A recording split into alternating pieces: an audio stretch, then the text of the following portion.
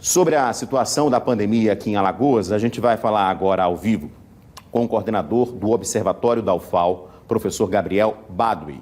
Ele está conosco ao vivo. O relatório, que exatamente é divulgado pelo Observatório, traz mais informações disso que eu acabei de trazer aqui para você e a gente vai falar com ele a partir de agora pela internet. Professor, boa noite, bem-vindo ao Cidade Alerta. Vamos colocar o professor aqui na tela. Infelizmente, a gente está vendo um filme de terror se repetir e isso foi alertado, mas infelizmente muitas pessoas não acreditaram, né, professor? Boa noite. Boa noite, Edson. Boa noite a todos os telespectadores que nos acompanham, acompanhando aí os números que você relatou muito bem. Infelizmente é isso, né? E eu alerto, queria chamar a atenção, aproveitando a oportunidade, a grande audiência da TV Pajuçara, que mais do que números, são vidas que nós estamos perdendo. Infelizmente, como você bem relatou, muita gente ainda não acredita, e talvez quando isso chegar mais próximo de sua casa, de sua família, com a dor, venha a entender o que nós estamos passando de forma dramática. Então, todos os indicadores que a gente tem utilizado para acompanhar a pandemia aqui no estado de Alagoas, e assim como no Brasil como um todo, eles têm indicado uma gravidade da situação semana a semana.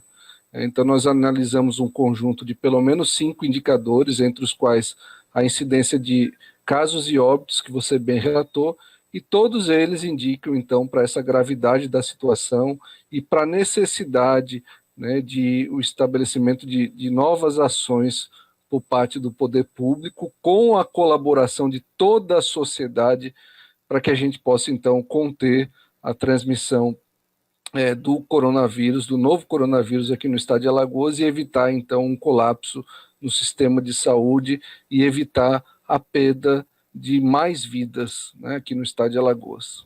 Verdade. Professor, eu pedi para a gente separou aqui o gráfico que vocês divulgaram hoje, e aí queria que o senhor explicasse um pouquinho, pode colocar na tela cheia aqui para a gente ver. Nós tivemos exatamente o que eu tinha falado agora, 4.696 casos, mas vocês dividem também por Maceió, pelo interior. O que é que a gente pode falar mais sobre essa evolução desses números que estão na tela para a gente, professor? A gente analisa por região epidemiológica, a gente faz a divisão analisando todo o estado e depois separando. A gente segrega os 2 principais municípios do estado, no caso Maceió e Arapiraca, e depois por região epidemiológica.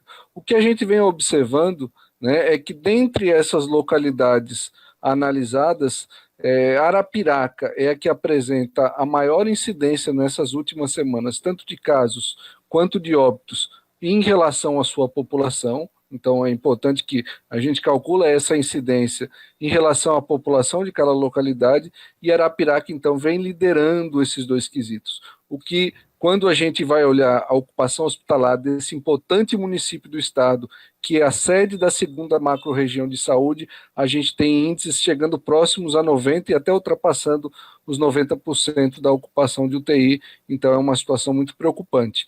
Depois de Arapiraca, a gente vem com Maceió e o Sertão, o Alto Sertão, Delmiro Gouveia e região, também apresentando números tanto de casos quanto de óbitos maiores até o que registrados na primeira onda, então é uma situação que preocupa bastante. A única cidade, o único município daquela região que possui UTI é Santana do Ipanema, ali mais próximo, e que nas últimas semanas também tem apresentado uma ocupação muito alta, chegando a 90%, a 100% de ocupação. Então, a gente alerta para que a sociedade se conscientize da importância da participação de cada um no combate da pandemia, para que a gente consiga, então, controlar essa transmissão e aguardar a vacina que vem chegando cada vez de maneira mais rápida, para que a gente possa, então, poder realizar as atividades que no momento estão sendo suspensas de forma segura. Pois é, professor. Além desse gráfico que a gente mostrou agora, tem um outro também do relatório da UFAL que mostra a ocupação de leitos. E aí vocês acompanham exatamente essa questão da ocupação de leitos de UTI.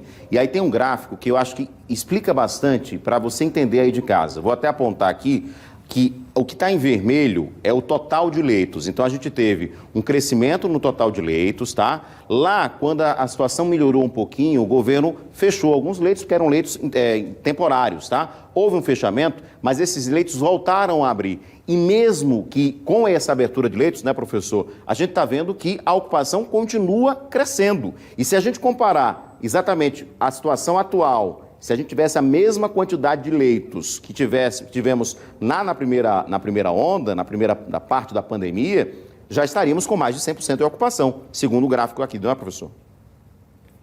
Perfeito. Esse gráfico, né, a gente elabora a partir dos dados da CESAL, com a colaboração também, gostaria de registrar, do professor Sérgio Lira, que tem também feito um grande trabalho junto ao grupo de pesquisadores da universidade. E aí, se vocês observarem, né, nós temos na linha vermelha os dados ofertados pelo Estado e na linha azul, então, os dados de ocupação. Então, nesse primeiro pico que a gente teve em junho lá do ano passado, a gente percebeu que foi o momento em que mais próximo essas duas curvas estavam, né? Então, a ocupação chegou próxima da capacidade de atendimento com relação aos leitos de UTI, o que fez com que a taxa de ocupação, nesse gráfico de baixo, chegasse a próximo a 90%. Com a ação do governo em aumentar a oferta do número de leitos, né, e também toda a estratégia de controle que a gente teve lá no primeiro semestre, essa diferença foi aumentando com o passar do tempo, o que permitiu até aqui no mês de outubro uma redução da oferta, redução importante, porque isso alivia os cofres públicos, já que essa oferta de leitos também tem um custo. Então, o governo conseguiu fazer essa redução e manteve uma situação confortável até o final do mês de outubro.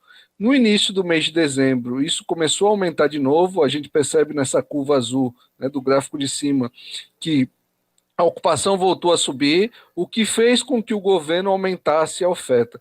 Mas nessas últimas semanas a gente vem percebendo novamente uma aproximação das duas curvas, o que indica que a gente, com todo o esforço que o poder público vem fazendo para aumentar a oferta de leitos, que já chegou em 326 nessa última semana, isso não está dando conta de conter a taxa de ocupação. Então, se a gente vem para esse gráfico de baixo, a gente percebe que nos últimos dias a taxa de ocupação passou sistematicamente dos 80%, que é o limite recomendado, então, pelo Comitê Científico do Consórcio Nordeste para a adoção do lockdown.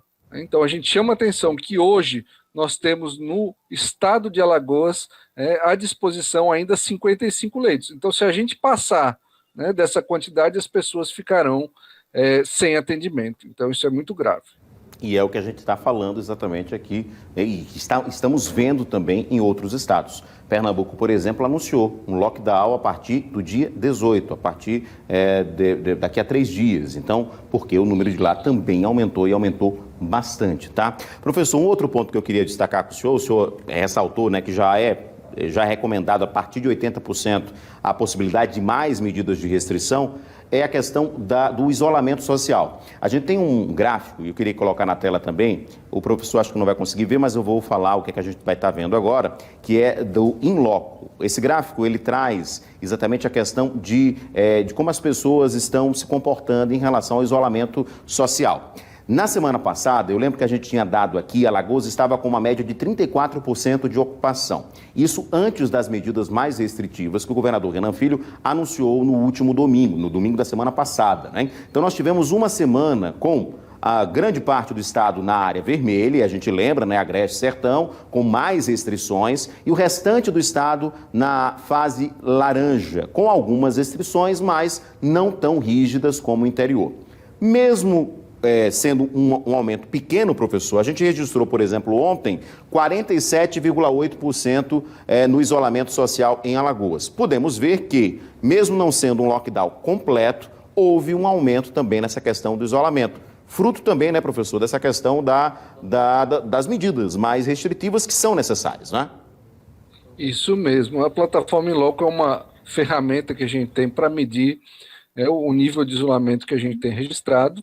Ontem, por ser domingo, né, naturalmente houve já um aumento desse isolamento, e as medidas impostas pelo governo também vêm contribuindo com isso. Então é importante que a população tenha essa consciência. A gente tem o total entendimento sobre as dificuldades e as consequências que essas medidas se impõem sobre toda a sociedade, e elas são, então, impostas em tempos de exceção, como o que nós estamos vivendo no momento, né? Não há outra saída, né, a não ser a gente restringir a circulação de pessoas. Então, a gente faz esse clamor, né, para quem puder ficar em casa, né, evitar qualquer tipo de movimentação que não seja essencial, gente. Nós precisamos entender que nós só venceremos essa batalha juntos, enquanto sociedade. Então está na hora de cada um fazer o seu papel dentro aí da medida do possível, né, para que não seja necessário uma adoção de medidas mais restritivas. Caso a gente não consiga controlar essa transmissão, essa tendência de aumento que vem sendo registrada, como a gente percebe pelos números apresentados, invariavelmente, inevitavelmente, nós vamos ter que tomar, né, por parte do poder público, medidas mais restritivas. Esse é o único caminho para que a gente possa conter a transmissão, né, conter, então, esse aumento da ocupação hospitalar. Professor Gabriel, muito obrigado mais uma vez pela sua participação. Só com informação é que a gente consegue enfrentar essa pandemia. E olha que está difícil, né? Está puxado mais de um ano e ainda tantas pessoas ainda negando tudo que a gente está vivendo. E como o senhor falou, vidas estão sendo desperdiçadas. O Brasil teve, semana passada, 12 mil óbitos por Covid em 7 dias. O pior índice em uma semana na pandemia. E aí isso para a gente pensar. Obrigado, professor. Obrigado, uma boa noite.